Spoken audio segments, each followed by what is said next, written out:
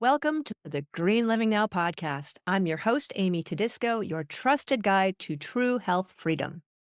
If you're tired of feeling overwhelmed by toxins, frustrated by mixed messages about wellness, or just craving a simple, more natural way to thrive, you're in the right place. Each week, we bring you eye opening insights, empowering stories, and practical tools to help you reclaim your health, detox your life, and live in harmony with the earth.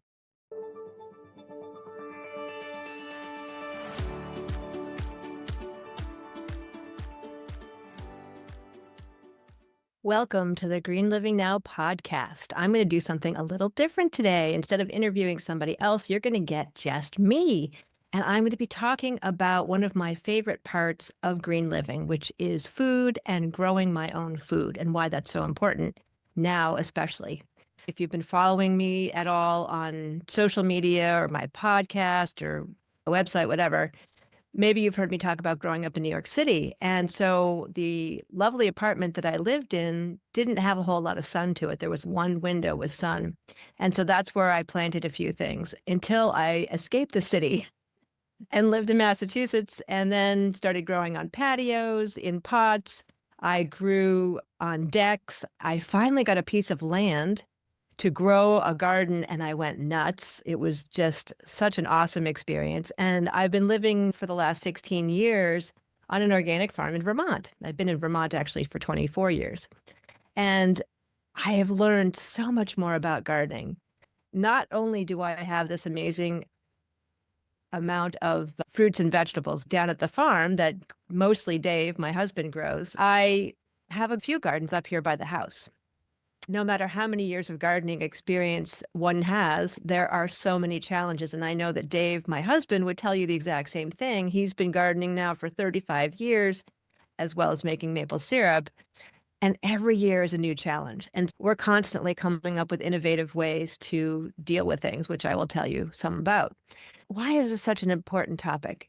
Well, if you know me and my story at all, you know that not only did I grow up in New York City, but I worked in a health food store at the age of 16. And my big aha moment came at a health food store when I was pregnant with my daughter in 1992 and came upon this little paperback book called The Non-Toxic Baby. And in it, I learned about all of these different toxic chemicals in everyday household products. And it was in things like shampoo and cleaning products and makeup and everything that we bring into our house, even the paint and furniture. I mean, it's everywhere. The good news part is that we have control over what we purchase and bring into our home. The whole reason why I feel like it's so important to grow our own food is because I've been noticing over the 30 years that I've been into this that the food system is getting worse. Here are some of the reasons why I think it's so important to grow our own food. These days, with food supply chain vulnerabilities that we saw during COVID, for example, and climate change and transportation issues, we are seeing how fragile our food supply chain is. And even short-term delays can lead to shortages in stores and higher prices and limited choices. And the other big thing is we have corporate control of agriculture. We have just a handful of multinational corporations that dominate seed production, the chemical inputs, and even food distribution. And one of the things that I've always heard is it's not that we have a shortage of food, it's that the distribution system is broken. We can't get the food to everywhere. If you think about how much waste we have in the stores, or even before it gets to the stores, they throw out the produce that doesn't look perfect. There's so much waste that could be used for homeless people, for example. The industrial farming practices of growing one crop over hundreds of acres is a formula for disaster for our environment. It requires more pesticides. It requires genetically modified seeds. It depletes the soil. It threatens biodiversity, and it also is bad for the pollinators. And one of the things that I've noticed is that we were promised that genetically modified organisms were supposed to reduce pesticide usage, but in fact, it has been the opposite. It has actually increased it. And pests have become more resistant to these chemical concoctions. If you have ever heard of the Dirty Dozen and the Clean 15, you'll see that there are toxic residues showing up in our food that obviously is impacting our bodies. And thinking about it, how it impacts young children who are still developing is pretty scary.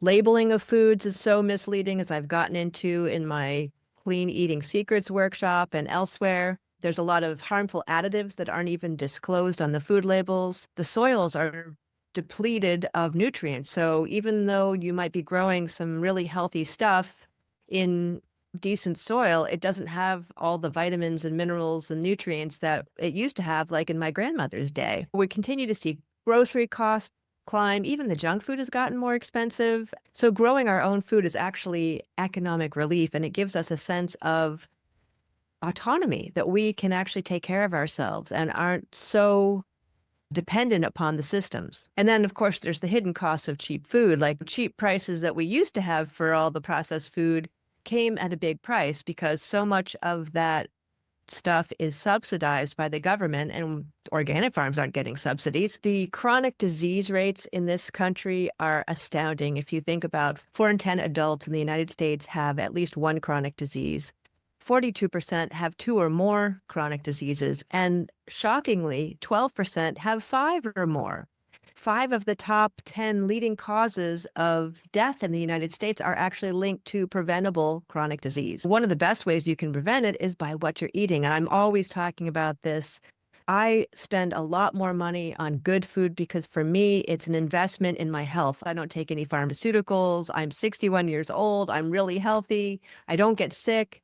And I think a lot of it has to do with the way that I live, the good food, the non-toxic household products, the holistic lifestyle. And when you think about the fact that 90% of the United States annual $4.1 trillion healthcare budget goes to treating chronic illness and mental health issues, we have a big problem. Unfortunately, this is the norm, but the good news is it's preventable and oftentimes reversible. So let's get growing. The other cool thing about homegrown food is that you're not transporting it miles in trucks and planes and boats. You are not packaging it in plastic. You have control over what you eat and how it's grown and how it's harvested. The taste is unrivaled.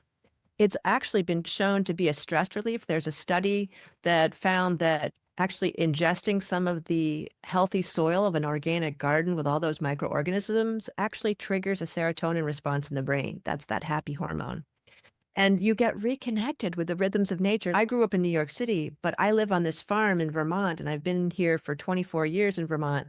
I am so much more in tune with nature, and I am so blown away by the beauty of nature, the magical formula for how everything works. It's remarkable. The more that we can connect with nature and be living in the rhythms of nature, the healthier that we are. It's kind of like we're reclaiming, ancient knowledge that our ancestors knew. My great aunt Jojo was a huge inspiration of mine. She used to grow most of her own food and she would trade for things that she didn't have, like chickens. And I will never forget the taste of her beefsteak tomatoes with a little bit of salt. It's still like permanently etched in my mind. Absolutely amazing. And my stepfather, Ron, the chef, he was growing a lot of his own food when he moved to Connecticut after he and my mom split up. That's where I got the excitement of he'd be cooking a meal and he'd pop out to the garden and grab some herbs or pick some vegetables and prepare them right at that moment. It was so incredibly delicious. So that's a little inspiration for you. Oh, actually, one more thing. It's so important to involve kids in growing food and cooking because it gives them skills and experiences that they will take for the rest of their lives. I mean, I learned how to cook at the age of 8, and I've been cooking from scratch ever since. It's a life skill. It actually teaches you science and math and resilience and problem solving, not to mention emergency preparedness, right? In the case of a natural disaster or something else, we want to make sure we have food that we have saved. So anyway, long story short, we are moving in the wrong direction with lab-created foods, with GMO foods that are in everything, highly processed foods, with all kinds of mystery ingredients that are cleverly marketed to even the most health-conscious people who are shopping in health food stores like me, are often still falling prey to many of the tricks of the food industry that allow different things to sneak into the food that are not healthy. So all of this to say, Growing your own food is an amazing skill to have and probably will become even a more important skill to have as things progress around the world. What I want to talk about specifically is how to get started if this is new to you. I want to address the would-be gardeners and give you some inspiration and some how-to tips. Let me just establish what the difference is between certified organic and conventional growing. So the main difference is that in an organic growing system, you are feeding the soil to create a healthy living soil. And what that means is that the soil is alive with microorganisms that are breaking down all the different organic matter to create the nutrients to feed the plants that you intend. And that is something that you have to continually work at. It's not like you can just not use pesticides and not use synthetic petroleum-based fertilizers, but there are things that you need to do to grow that soil. That would be things like planting a cover crop. So each year, my husband Dave plants cover crops and keeps that field essentially resting. That would be something like winter rye, or last year he planted sorghum, however you pronounce it. And so he just lets that grow for the whole growing season. And then it dies back down in the cold temperatures. And then around this time, we're in early April here, you'll start to see the little green shoots coming up in that field of last season's cover crop. And so he lets it get to a certain height, and then he plows it back into the soil. Now, it's doing a couple of different things. Each of those root systems, and usually what you see above the ground is also below the ground, those root systems are actually helping water and nutrients get down deeper into the soil. And also on our farm, which is not on the river's across the road from us, and they have different soils there than we have. Our soils are much more rocky and clay-filled. So it's a really good thing to have deep roots penetrating down to try to break up some of that and allow the rainwater and the nutrients in, as I said. We've got the cover crops. We've got the no toxic synthetic pesticides. And it's a very common thing. I usually ask my tour participants when they first start with me, what do you know about organic? And typically I'll hear, oh, no pesticides. And I'll say, yes, that's true, but it's no toxic synthetic pesticides. We are allowed to use biologicals, things that are found in nature like neem oil or pepper oil and all kinds of different things, but it's changing all the time. So when you're certified organic, you get a booklet each season that tells you what is allowed and what's not. And so when people say, oh, well, I grow according to organic standards, unless they're certified, they don't really know what that means. They don't know what the organic standards are that keep changing year to year. We have no petroleum-based fertilizer. Those are things like Miracle Grow that are designed to be quick acting. And our types of fertilizers are much slower acting. So that'd be things like compost or dehydrated manures or seaweed and fish emulsions. Those are different things that we use that give a slow release of nutrients instead of that quick fix that gives you that green, lush, plant, which is why they became so addictive to farmers, because when they first started using them, they couldn't believe the growth that was happening. But unfortunately, all quick fixes often come with a cost. So we've got the healthy soil, we've got the no toxic synthetic pesticides, we've got the cover crops to build the soil, we've got the natural fertilizers. We plant things that also attract pollinators. So some of our crops attract pollinators anyway, like strawberries or blueberries or zucchini or any number of different things. But there's a huge loss of pollinators around the world. And I think I just heard something about a 60% loss. So I'm going to tell you a little bee story. We used to have a beekeeper keeping beehives up the road from my house. And we thought that was really cool that we had these honeybees and they were happily pollinating our plants and helping us grow vegetables. And we were helping them produce really good honey. The beekeeper is an expert beekeeper, and he was doing all the right things to not take too much of the honey and make sure they had enough food for the winter and all the things that one needs to do as a beekeeper. However, after a bunch of years, the honeybees got the mites or all kinds of different things happened so that the hives were no longer thriving. So we had a loss of pollinators, and we were really curious about what was going to happen if there were no pollinators left. And miraculously, the next season, we had all shapes and sizes of native pollinators, which was extremely exciting. One of the most efficient pollinators are bumblebees. The reason is that they can pollinate so much more than a honeybee, partly due to their size. And I guess they have like little saddlebags that they can store the pollen in. They also do this cool buzzing thing that helps pollinate better. They're the only ones that can pollinate our blueberries because the shape of the flower, the blueberry flower, is a bell shape, and it's really hard for other pollinators to reach to get in to get that pollen. We are in love with bumblebees and all of them. It was very exciting to see all these other native bees come back. We do grow flowers down at the vegetable farm, partly because we like flowers and they're beautiful and they attract people and we make bouquets out of them, but we also do it in part to attract our pollinator friends. Now, up here at the house, I have a mixture of flowers, medicinal herbs, and vegetables.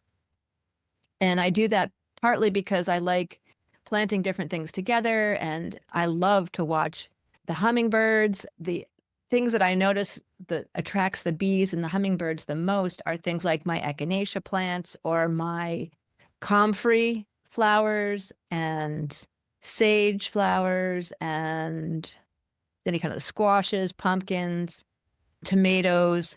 One little fun fact for you, Dave loves to grow tomatoes and get them earlier than anybody else. And so he started them 3 or 4 weeks ago here in the house. And they're already planted into the one heated greenhouse that we have. Now, once there are flowers, it's way before any pollinators are going to be around. And usually it's even before he can open up the sides when we have consistently warm enough temperatures. So he figured out how to pollinate those tomatoes himself. And what he does is he kind of tickles the flower and makes that pollen drop so that it's mixing with other flowers on the plant.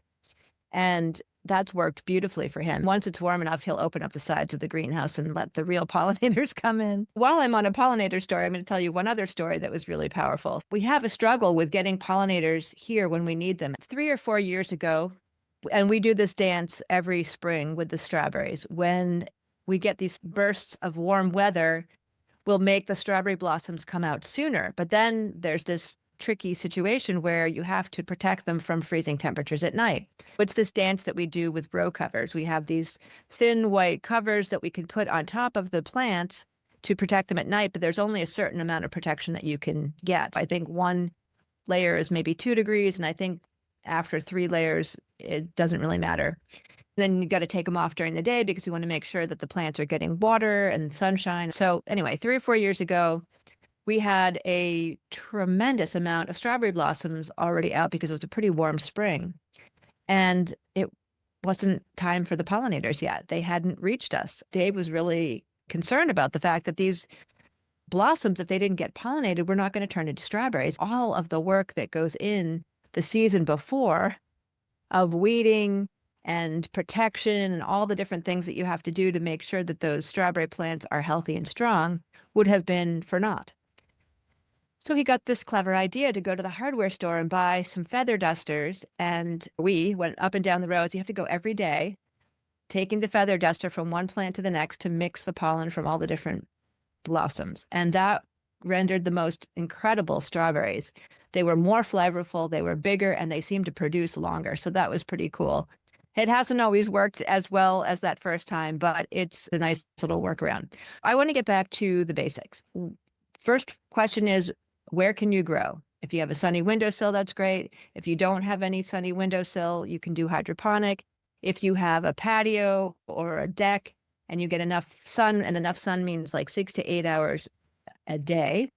If you can plant in the ground, that's awesome. What's in the ground there already? Was it some kind of driveway before that's grown up to grass? And I say that specifically because my first Vermont garden in my house that I used to own, I was so excited to dig a garden. I did this big circle garden with beautifully mulched rows. But as I was taking the sod off, the grass off the existing part of the lawn that I was turning into a garden, come to find out there was a lot of gravel in there. And then I found out that that was actually where the builders that built that home, when they dug the foundation, they put all of the gravel there. So I was just digging through so much gravel, and I had to add a lot of extra compost. And thankfully at the time I had horses and I had a great pile of their composted manure with wood shavings and spent hay, and it was this really good stuff. So I was able to lighten the soil. But you also want to make sure that there's nothing toxic that has been in that spot before. The best thing you can do is once you've determined your spot, you want to test the soil. And you don't want to just take one scoop. You want to take it from a variety of different places.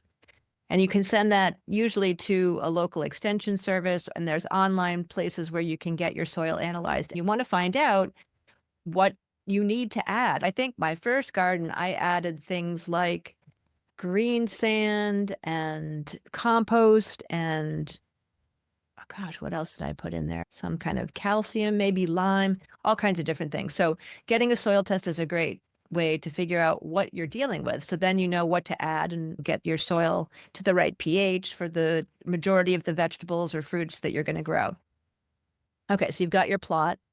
And then my advice to you, and what I talk about in my free 7-day organic gardening quick start guide, which you're welcome to grab, is you want to pick a few plants. Don't overdo it, because I know how it is. Even for me, an experienced gardener, and I have all these gardens, I don't have as much time as I would like to be weeding and keeping up with things, so they can get away from you. If you start with just a few things that you really love, like maybe some salad items, you grow some cherry tomatoes or regular sized tomatoes, lettuces, cucumbers, those are all pretty easy to grow. And the thing about tomatoes, you want to be sure you have a place where you can support them so that they don't just sprawl all over, because they'll take up a tremendous amount of room, and, their stalks will break and can get very messy. And also, if you don't have enough airflow around them, you can get molds and other things that are not good for the plants. You've got your location with 6 to 8 hours of light. You've got your soil tested. You know what you need. You got your amendments to put in. If you don't have any ground to grow in, you can get potting soil, but you want to get the organic potting soil at the garden center. Then you're choosing the plants that you want. Now, there's a question as to whether you want to grow from seed or whether you want to grow from seedling. They each have their attributes. I would say that it's a lot easier to grow seedlings. It's kind of a faster reward because you're not waiting for them to emerge from the soil. But there is also something really kind of exciting by starting your seeds. And I usually would start my seeds not necessarily directly in the ground, but in a little seed starter tray. And then you can actually put some protection on top of it to keep it moist and not let it dry out, because that's really important when you're first doing seeds. You don't want them to dry out, and you don't want them right in the sun either. You don't need them to be in the sun until they start having leaves. Seeds or seedlings, you decide which, makes sense. You can usually go to an organic garden center or organic farm and buy seedlings of the different varieties of plants that you might want to grow. Basil's also pretty easy to grow if you like herbs. I love dill. I love having dill right outside my front door. If I'm cooking at night and I need dill for a potato salad or a fish dish or whatever, I put dill in everything, like eggs. Then I can run outside and snip it and just grab it fresh. And I'll tell you, one of the things that is so exciting to me about gardening is seeing how from a tiny seed you grow this incredible plant with this amazing healthy food, but also the taste of eating something right off the plant is like nothing else. Even the best organic vegetables at a supermarket are typically at least a week old from the point where they were harvested. Now, it's different at a farmer's market or if you go directly to a farm stand. But even a farm stand, even if it's been picked that day, there still is nothing like the taste of eating it from the plant itself. One of my favorite stories from my farm tours is I had this French family come with 3 children, none of whom spoke any English. And I was told that the children did not like vegetables. I'm thinking, oh gosh, how's this going to work? Because, this is all about vegetables and a little bit about fruits. And we're having lunch at the end of this tour. Nonetheless, I was kind of surprised to see that the kids were actually eating. I was having them pick cherry tomatoes off the plant or green beans or peas or even tasting kale. And they were eating them. And I thought, wow, this is interesting. And then they actually ate the lunch. And then I heard from the parents a week or so later, come to find out that those children who didn't like vegetables are now eating vegetables as long as the parents tell them that those vegetables are just like Amy and Dave's. So that gave me such a feeling of joy to know that I had some small influence on those children's healthy eating habits. One thing to think about too, when you're determining where you're going to grow, is what's your access to water. If you live in a place where you have drought conditions and you're not really allowed to use a lot of water, you might want to consider doing some rainwater collection. You can look that up on the internet really easily as far as, how to do that. As far as watering goes, it's best to water early in the morning or later in the day before dark. Try to water at the base of the plant, not on the plant. So you don't want to spray all your plants with water. You want to just spray down at the bottom. You want to make sure that when you put your finger into the soil, about an inch, if you don't feel any moisture, then it's definitely time to water, especially if you start to see them looking like they're shriveling up. One of the big things I create in my gardens, you want to have rows that you're going to be stepping on so that you're not compacting the soil right beneath where your plants are, and you don't want to trample on them either. You're going to want to put something down in these rows that you're going to step on. You also want to make sure you keep dogs and cats out. Cats love to make soil into their kitty litter. You might have to put a fence around your garden. I ended up having to put a fence around mine. And in order to keep those persistent woodchucks out, I actually let the weeds grow up around the edges of my fencing, and it made it much harder for them to dig underneath, which is what happened one time. The next thing is you're going to need to weed, right? So you want to keep up with your weeding, especially when you first plant. And even in a pot, if you have the pot outdoors, it's blown in the wind into your pot. You want to make sure that those weeds aren't taking up the nutrients of your plant that you've intended, and that they aren't competing for sunlight either. So one of the things on an organic farm is there's a tremendous amount of weeding. And since we aren't using herbicides to just spray and poof, they're gone, we have to continually weed by hand. You want to definitely keep up with your weeding and look for pests. So when you start to see spots on your leaves or holes or chewed up leaves. So one of the most disgusting and fascinating creatures is the tomato hornworm. And it's this really incredible green caterpillar that blends in to look like the stalk of your tomato plant. It's got some spots on it, but it is incredibly hungry. You'll start to notice that your leaves will be missing. And then they start on the tomatoes, even green tomatoes they eat, and you can see them like just chomping down. And you have to look really carefully. Sometimes I'll look right at the darn hornworm and I won't see it until all of a sudden there it is, really apparent. So pluck those suckers off and get them out of your garden. I don't have the heart to squish them, but some people do. If today's podcast got you excited about growing your own food, but you're thinking, gosh, I don't even know where to begin, you're not alone. And that's exactly why my husband Dave and I created these 2 online courses to guide you step by step with no overwhelm and no guesswork. And you don't even need a big backyard. Our beginner-friendly mini course is Organic Gardening Made Simple, and it's designed to get you growing in as little as 7 days, whether you have just a windowsill or a patio or a little patch of land. This course shows you how to grow fresh organic food quickly and easily and with confidence, even if you've never grown anything before. And if you're ready to go deeper, our Organic Gardening Master Course is like having 2 seasoned gardeners, yep, Dave and me, with over 35 years of hands-on experience, guiding you through every step of the garden journey.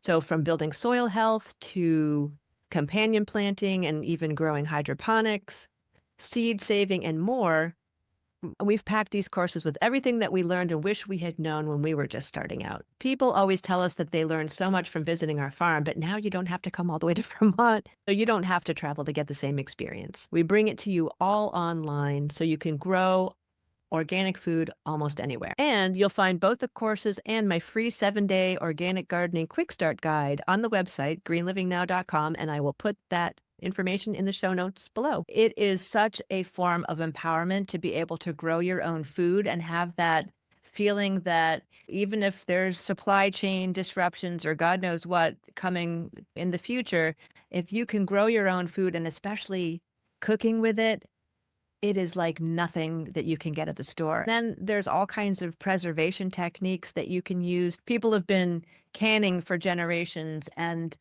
freezing stuff and dehydrating. And we actually got a freeze dryer a year or so ago. And this past fall, we freeze dried delicata squash, which is our favorite kind of squash. We did a ton of kale. We did a bunch of fruits, some strawberries, blueberries, a freeze-dried mix that was so good. And the cool thing about freeze drying, of all the preservation methods, This stuff lasts on the shelf for 25 years, and it contains the most nutrients of any of the preservation. So it's even better than just flash freezing from the peak of ripeness. So that's been cool. I also have a dehydrator. You can make fruit roll-ups in that are super healthy instead of the junk in the stores that are actually, as I taught in my recent Clean Eating Secrets workshop, the free workshop, and there's going to be more of those. I talked about a fruit roll-up, what the ingredients are, and how it's marketed as this healthy treat from nature when really all it is glorified candy. So you can make so much more of your own food and feel good about it. It's actually a money saving technique too. I mean, the more you can grow, the more you don't have to spend at the store.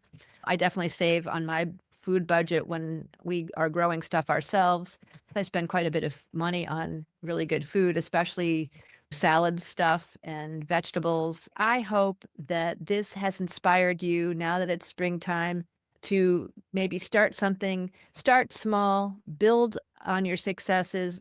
You can totally expect to have failures. Give gardening in some form a try, even if it's just raising sprouts or growing basil in a pot on your windowsill, but something that connects you with nature and connects you with food and the whole cycle of life. I mean, as a former New York City girl who lives on this organic farm in Vermont, I have never become as attuned to nature as I am these days because we have to be. In order to know what's coming weather-wise and protect things, there's so much science to growing on this scale. And I thought growing as an organic gardener for all these years was gonna prepare me for what it was like to grow on a farm. Oh my gosh, it is so intense. When I see what Dave has been through his entire life, he grew up on this land, which is kind of wild because I've lived in a variety of different places, but he's still living on the same land that he grew up on. This farm was actually a dairy farm with his dad, a conventional dairy farm. I'll tell you the little story. In the 1980s, the government decided that there was too much milk in the market and they were looking to buy out people's dairy herds to get them to stop producing so much milk. And Dave's dad went to him and said, geez, do you want to keep going with this dairy farming? Because I don't. I want to go back into the woods and cut down the trees and mill them into lumber, which is really his passion. And Dave said, no, I'm totally done with this too. He wasn't quite sure what he was going to do next, but he was in college at that point, just commuting into Burlington. He was given a handful of pumpkin seeds and he kind of casually tossed them over his shoulder in a total Jack and the Beanstalk moment. He tossed them into a compost pile, not really thinking about it, and didn't pay any attention until the fall when all the greens died back and there were these beautiful big orange pumpkins. And he was thinking, wow, those are really cool. So he carted them all up to the house. There was a nice little porch, the house that he grew up in. It was right on the roadside. It's actually right next door to the farm stand. And so he displayed these pumpkins and made them look beautiful, and people would stop and take pictures. This has become quite a touristy location over the years, and people come here not just to ski, but also now in the summer and fall. Fall foliage is beautiful. So they would stop and take pictures, and then eventually somebody from down in town who had a storefront said, "Hey, I would really love to buy some of your pumpkins to decorate my storefront." And Dave said, "Oh, well, okay, great." He sold some to that person, and then he decided, well, I'm going to put out an honor system basket, which, believe it or not, still happens today in some places. We used to do it up until COVID. And he was selling his pumpkins while he was going to school, and his neighbors, being such sweet people that they were actually collecting the money for him when the basket was overflowing because they didn't want to see him have people stealing because they were 20s and 50s. That gave him the inspiration that, wow, there's really a market for this. So the next season, he planted the whole backyard into pumpkins, and he was able to finance his college with the pumpkin sales. That really gave him some excitement and inspiration to realize that there was a market for stuff like that. I think it was about 30-ish, 34 years ago, he put up the first farm stand building, which is now our sugar house, Maple Sugar House. We put up a bigger, newer farm stand building in 2011, I think it was 2011. We have a tremendous amount of, people visiting here. There's a lot of tourists. They come for the vegetables, they come for the maple syrup. We have a lot of baked goods and jams and pickles, and sometimes I make my salad dressing or pesto, and zoodles. And so they come for the tours. We have a pizza oven, which unfortunately isn't getting as much use as we'd like. We have cow train rides occasionally. We used to do food festivals. I had kids camps here, farm to table dinners. I've done retreats. We really love inspiring and empowering people through these experiences. We talk about the wow factor experiences here at Hartshorn Farm. I hope this has left you with some inspiration. Make sure you grab the free 7-day organic gardening quick start guide. And if you're ready to move forward faster, then pick up one of the courses, the mini course or the master course. If this episode has planted a seed, those courses will help it grow. If you have any questions or comments, I would love to get a conversation going around this because I am super excited, as you can tell, by the whole idea of growing. I hope today's episode inspired you to see just how powerful and necessary it is to grow your own organic food, especially in today's world. From rising food prices and toxic additives to the environmental toll of conventional farming and the decline of nutrient quality of store-bought, there's never been a more important time to reconnect to where your food comes from. When you grow your own, you're taking back control of your health, your wallet, and your future. And the best part is, you don't need a big farm to get started. You just need the right guidance. If you're feeling inspired and not sure where to begin, I've got you covered. I've got the 2 powerful courses, the Organic Gardening Made Simple mini course, which will get you growing in 7 days, and it gives you all the information you need, even if you're brand new. And then for those who really want to embrace a sustainable, nourishing gardening lifestyle, you'll want to check out the Organic Gardening Master Course, where my husband Dave and I go into everything that we've learned from the 35 plus years of gardening. As I think I mentioned, there are all sorts of really cool videos that I've taken over the years of Dave doing all these different gardening tasks and explaining what he's doing and special tips that you don't get anywhere else. So until next time, keep planting seeds both in your soil and your life. You are creating something beautiful.